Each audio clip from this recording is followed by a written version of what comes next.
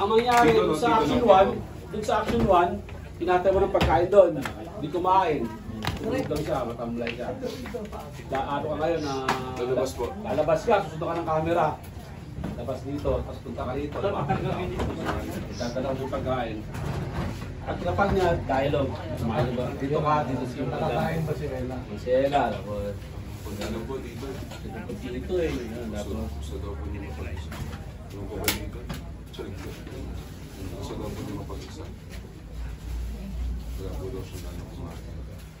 Siguro salamat sa pagpunta po sa malaking bagay, malaking tulong niya. Lalo sa sitwasyon na Ella. Dali na kaya natin si Ella sa albulan.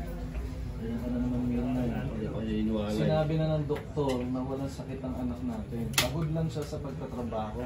Bakit ba ayaw mo maniwala sa doktor?